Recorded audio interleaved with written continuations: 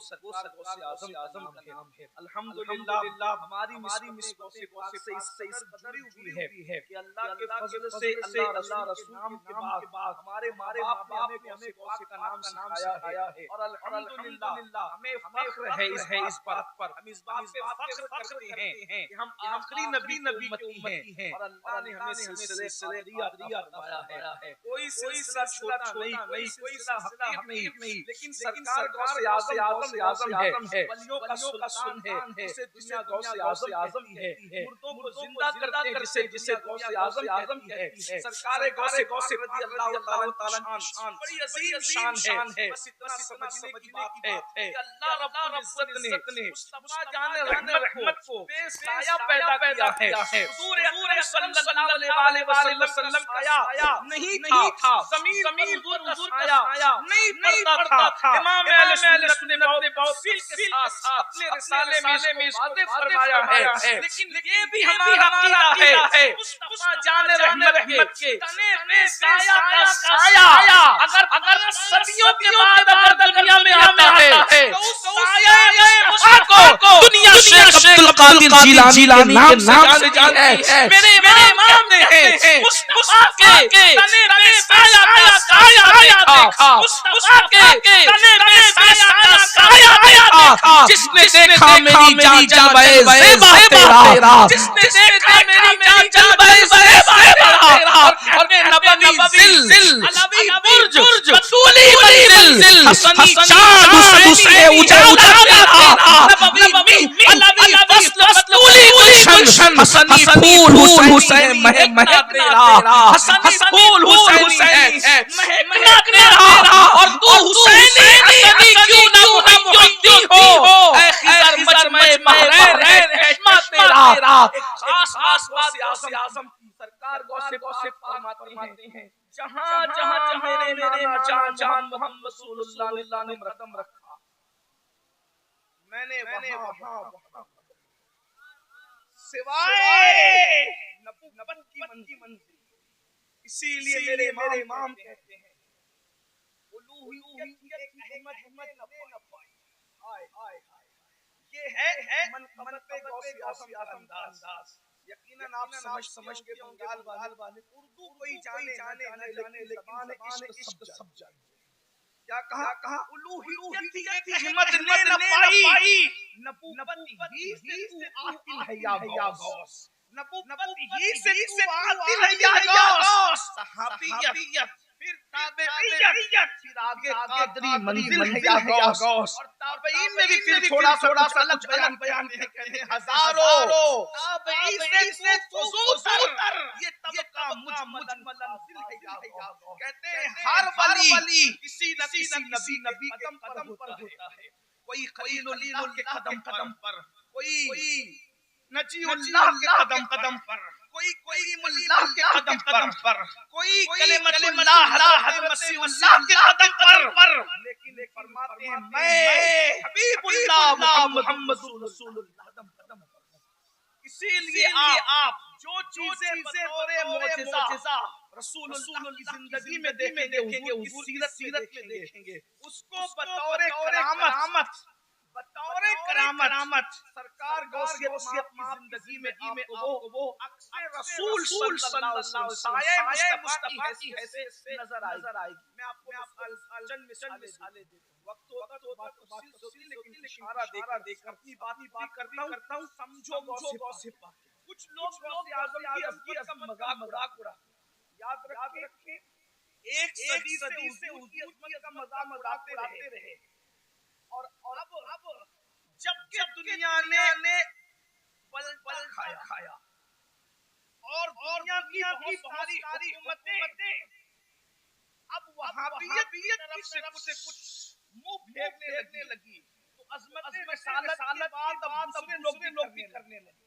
लेकिन बारह कहीं ना कहीं हुजूर पाक करामत मजाक कहते ये करामत कहानियां है। हमने कहा ये कहानियां नहीं है।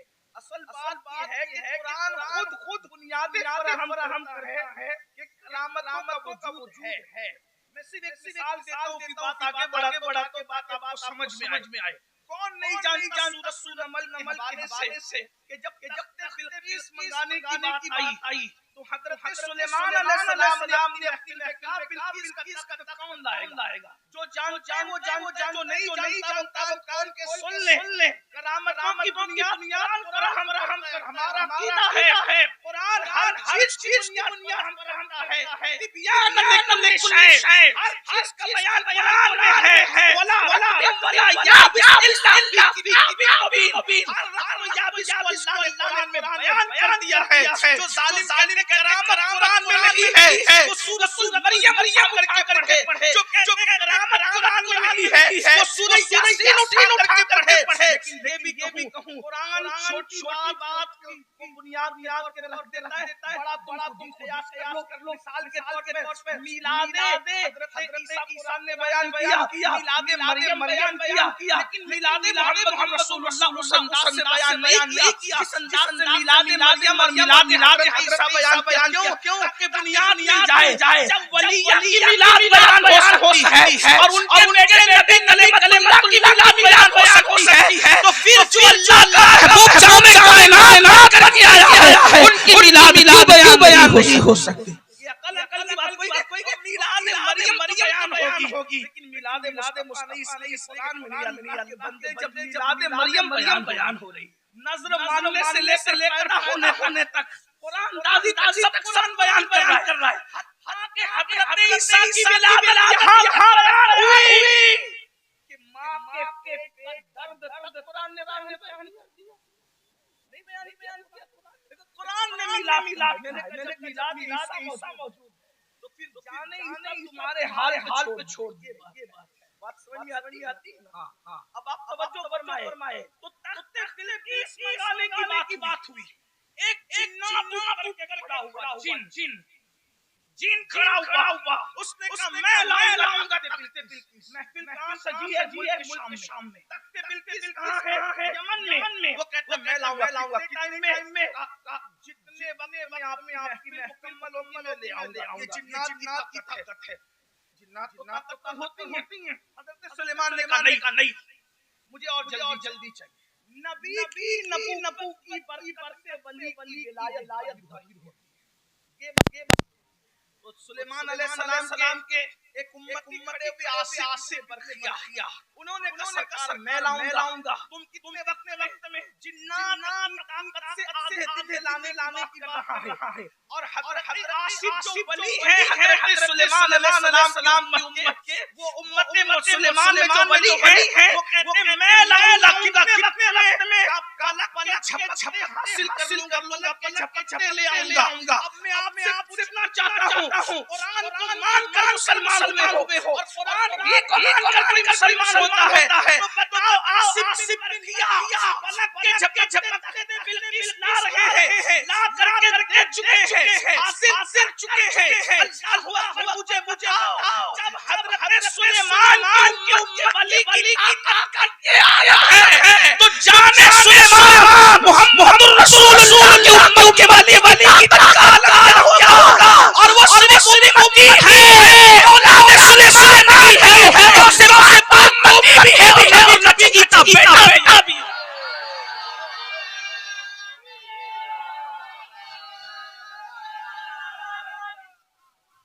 बात ये है कि लोग सिर्फ किताब को मान चुके, लेकिन हज़रत जाने सुलेमान मुस्तफा जाने रहमत की औलिया की ताकत को मानेंगे। लेकिन किसी पे कान धरने की जरूरत नहीं है। मैं जल्दी बात करता हूं। हुजूर अलैहिस्सलाम की जिंदगी में जो चीज देखेंगे साया मुस्तफा से आज़म इस तरह है। देखिए नंबर एक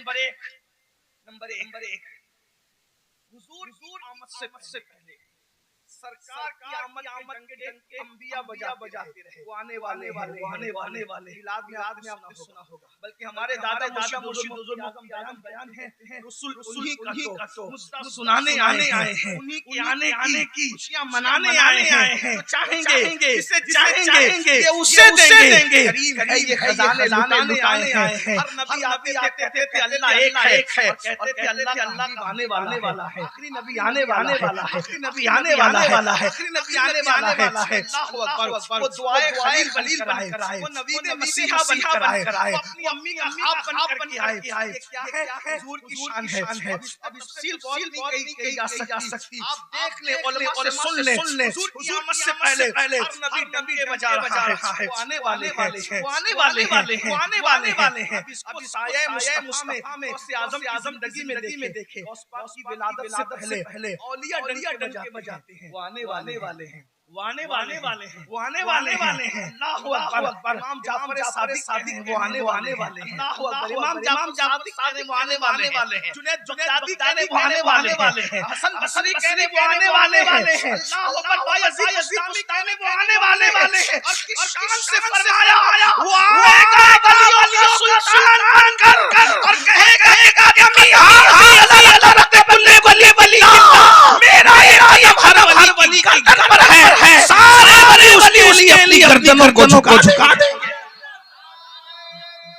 गौस पाक की आमद से पहले बशारत की गई। इसी तरीके से अल्लाहु अकबर। और तवज्जो फरमाएं, रसूलुल्लाह सल्लल्लाहु अलैहि वसल्लम की उम्मत सारे नबियों की उम्मत में सबसे ज्यादा है। बोलो बात समझ में आती कि नहीं आती?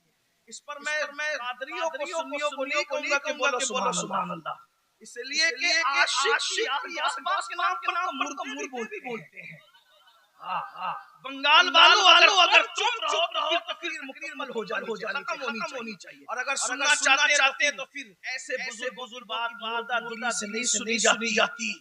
अगर करीब से कोई गुजरे तो उसको चले कि वाकई साहिब जिक्र हो रहा है और जिंदा लोग सुन रहे हैं। ये बात ऐसे सुनो कादरियों की तरह तो यहाँ क्या चुप रहेगा रे भाई? इंशाअल्लाह कादरी तो क़यामत में भी चुप नहीं रहेंगे। लोग देखेंगे हमारे नबी की जलवा, हमारे मुर्शिद का जलवा। मौलाना जुनैद रहमान मानते हैं निदात मुनादी अशरफ है कादरियों को किधर है कादरी ले रहा गौसे आज़म।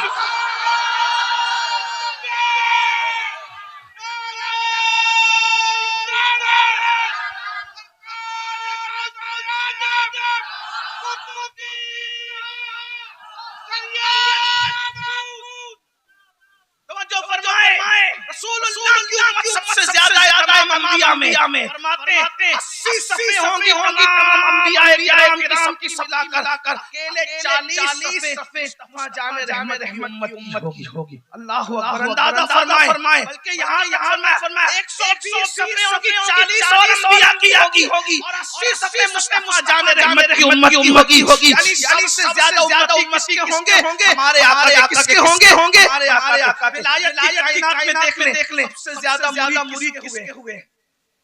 किसी वली के मुरीद नहीं हुए जितने मुरीद सरकारे गौसे आज़म के हुए। और उसके बाद देखिए हुजूर की उम्मत में बड़ी हस्तियां हैं। सिद्दीक़ अकबर, फारूक आज़म जैसे, उस्मान गनी जैसे, मौला अली जैसे, यानी जितने अच्छे उम्मती रसूलुल्लाह को मिले हैं, इतनी अच्छी उम्मत किसी नबी को नहीं। फर्क अभी हज़रत सहाबा पे बात सुन ले सहाबा क्या बता। हज़रत मूसा कहते चलो लड़ेंगे अल्लाह के लिए। तवज्जो आपकी यही है सहाबा।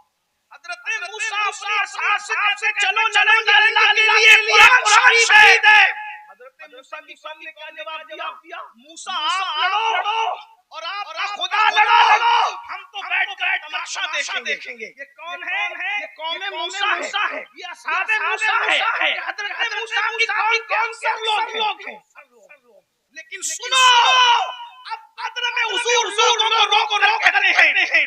मेरे सहाबा हम जंग करने नहीं आए थे, लेकिन हादिसाती तौर पे हम पे जंग मुसल्लत हो गई। बोलो क्या कहते हो? सारे वादा उठ खड़े होने का या रसूल अल्लाह आप हमसे मशवरा क्यों कहे?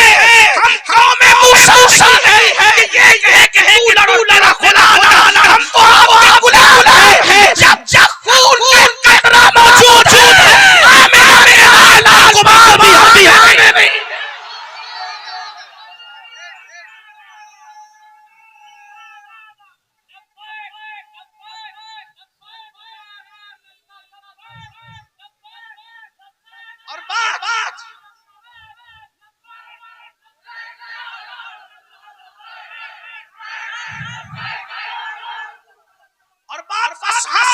ये बंगाल वालों ये सुन लो सब मिलके लोग सहाबा पे बातें सहाबा तो ऐसे थे इब्ने कसीर ने ये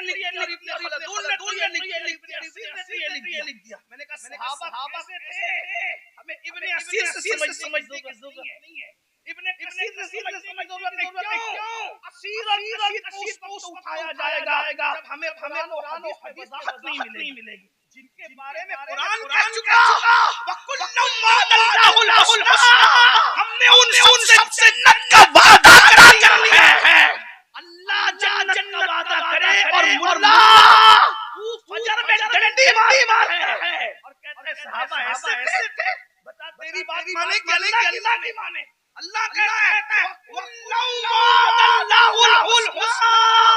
ये तो मिनाज की पढ़ने वाला भी जानता है कि अल्लाह का क्या हो गया वकुल्लुम हुस्ना मैं राजी नहीं कुरान है रदियल्लाहु अन्हु व रदू अल्लाह उनसे राजी और तुम्हारी नाराजगी उसकी उनको नहीं पहुंचा सकती क्योंकि अल्लाह उनसे राजी हो गया है जिससे अल्लाह राजी हो जाए और ये सहाबा सुन लो सहाबा हमसे फजर में उठना नहीं होता नींद नहीं छोड़ते नबी के लिए सहाबा ने मामू को किया नबी के लिए चचा को कत्ल किया नबी के लिए माओ को छोड़ा नबी के लिए आपको हैरत होगी छोड़ना आसान है सहाबा ने मक्का जैसा शहर छोड़ा लोग घर छोड़ के जलसे में नहीं आ सकते नबी के लिए सहाबा ने क्या छोड़ा मक्का जैसा शहर सहाबा है जिसमें ज़मज़म है जिसमें हकीम है जिसमें मक़ाम इब्राहीम है और जिसमें मरवा है अल्लाह का घर है नबी ने कहा छोड़ो सहाबा ने पीट कर दी कोई नहीं रहा मक्के में क्यों ऐ काबे का काबा हमें काबे से क्या लेना जुमले पे गौर करें हमें काबे से क्या लेना अब तक जब तक तू पुष्ट कर जब तक तू पुष्ट कर दे जब तूने पुष्ट कर दी तो हमने भी पुष्ट दी और जब तूने रोक लिया तो नमाज खत्म होने का इंतजार भी नहीं किया अब खुदा की नमाज बात होगी मैंने रोक काबा की तरफ होगा काबा तो अहम रहेगा लेकिन इम्तिहान की बात थी तुम्हारा रुख की तरफ होता है तुम्हारा रुख काबे की तरफ होता है सहाबा ने बताया ओ जाने आलम अगर तू फेर ले तो हम भी फेर क्यों इसलिए कि हमें तो ये इम्तिहान देना है ना कि काबे का कौन है और काबे का कौन काबे वाला वही है जो काबे वाला असल बात यही है असल बात ना मतलब काबा को बन कर बैठे हम हैं काबे का मतलब होना नहीं है रसूलुल्लाह की वफादारी है तो बात दूर नहीं निकलने में आपसे अर्ज कर रहा हूं अंदाजा करें हजरत तलहा ने अपने बाप को कत्ल किया तवज्जो ये उनकी कुर्बानी है हज़रत अबू उबैदा इब्न जर्राह मिनल उम्मत ने अपने कत्ल किया उनकी कुर्बानी फारूक आज़म ने अपने इमामों को कत्ल किया सिद्दीक़ अकबर ने बेटे से कहा कि जब मैं तेरी तलवार की इज्जत में आता तो तू समझ छोड़ता खुदा समगर मेरी तलवार में आता तो मैं तुझे बेटा समझ छोड़ता नबी दुश्मन समझ तुझे ये उनकी कुर्बानियां नहीं जो लोग इसका करने की सुन्नत न जाने वो इन सहाबा आपसे पूछना चाहता हूं तो हमने दीन को दिया क्या है आज मुसलमान होना बड़ी बात है लेकिन एक बात जो मुसलमान होता है उसको इज्जत मिलती है जो मुसलमान होता है उसको नजराने मिलते हैं उसे अजमत मिलती है जो फज़ाइलुन नबी के जलसे पढ़ते हैं उनको खाना भी मिलता है पेट भी भरती है नजराने मिलते हैं सिद्दीक़ अकबर ने उसके फज़ाइल रिसालत पढ़े थे जिनको नजराने मिला अल्लाह तवज्जो फरमाए अगर नज़र का नाम है किसी काम के करने के एवज में दिया जाए तो फिर सिद्दीक़ अकबर की नज़र सुन ले सबसे पहला खतीब जिसने अज़मत रिसालत करके काबतुल्लाह की दीवार से पीठ लगाकर कोई और नहीं है उसे दुनिया अफजलुल बशर बादल अंबिया सैयदना सिद्दीक़ के नाम से जानते हैं। आज जिनके रसूलुल्लाह के लिए छोटे वो भी अज़मत बयान करके मिल माल रहा है, लेकिन जिस दिन सिद्दीक़ ने अज़मत की रसूलुल्लाह की, उस दिन सिद्दीक़ के पत्थर मारे, चप्पलों से मारा, जूतों से, पैरों से, मुंह कुचला गया और इतना मारा गया अधमरा छोड़ भाग गए। लेकिन आपको बताऊं सिद्दीक़ बेहोश है, कई दिन तक होश आया आपकी माँ और खानदान खड़ा था। अगर इंतकाल कर जाए तो उनसे बदला लेंगे, होश आ जाए तो ये करना क्या है। जब आप तो लोगों ने कहा अबू बकर कैसे हो, कोई जवाब नहीं दिया, दूसरा सवाल कर दिया, पहले बताओ मेरा आका कैसा है। अगर सलामत है तो मेरा सब कुछ सलामत है। लोग गुस्से में घर में चले गए, हमें इसकी जानी ये पड़ी और घर में है, सब गए लेकिन माँ नहीं, माँ होती है। माँ बेटा दूध लेकर माँ जब तक चेहरे रसूल नहीं देखूंगा ना खा सकूं ना कुछ पी सकता। इस कुर्बानी उम्मत भूल गई, फरामोश करके इन कुर्बानी आप हमको करेंगे जिनके लिए रसूलुल्लाह फरमाए अल्लाहु अकबर, मेरे बाद कोई नबी होता तो उमर इब्न खत्ताब, जिसको शैतान रास्ता देखकर शैतान रास्ता बदल, वो उस्मान ज़ुन्नुरैन जिसके निकाह में रसूलुल्लाह दो शादियां आई, उनके किरदार पे हमला करेंगे। बताओ मुसलमानों, आप अपनी बेटी देते हो, किसको देते हो? शराबी को देते हो। शराबी की बेटी नहीं देता, जुआरी की बेटी नहीं देता, बेनमाज़ी जानी की बेटी नहीं देता। जब दामाद इकरार करके देते हो तो सैयदुल मासूमीन ने जो मर्तबा जिसको दामाद बनाया है, उस उस्मान गनी का किरदार रसूलुल्लाह ने कैसा होगा। और एक खास बात करूं, हजरत साहब बेटी तो हाल और माजी देख सकते हैं, मुस्तकबिल पर हजरत साहब की बजाई नजर नहीं है, लेकिन सैयदुल मासूमीन का हाल ये है कि माजी भी उनके हाथ बांधे खड़ा है, हाल भी वहाँ पे हाल है और मुस्तकबिल भी वहाँ हाल की सूरत में है। मेरे इमाम ये कहते हैं अल्लाहु अकबर, जहाँ शम्स मुकम्मिल शब रोज एक ही हाल धूम नज्म में है। आपकी बीनाई की जिसकी निगाह पूरे साथ छुपी, उसकी निगाह से क़यामत के हालात से छुपे हैं। जब उस ज़माने को बनाया और एक मरतबा नहीं बल्कि दो बार बनाया तो उस्मान का माजी भी देखा, हाल भी मुस्तकबिल भी देखा, तब बेटी है। आपसे पूछता हूं जब रसूलुल्लाह ने जिस बेटी के लिए मुंतखब किया, और एक बात और सिर्फ दो पे इक्तिफा नहीं किया, बल्कि जब शहजादी चल बसी तो काश मेरे घर में 40 बेटियां होती और एक के बाद एक निकाली जाती 40 एक के बाद एक उस्मान गनी के निकाह में देता चला जाता। आपसे पूछता हूं उन पे हम बात करें, और फिर जब मौला मुश्किल आती है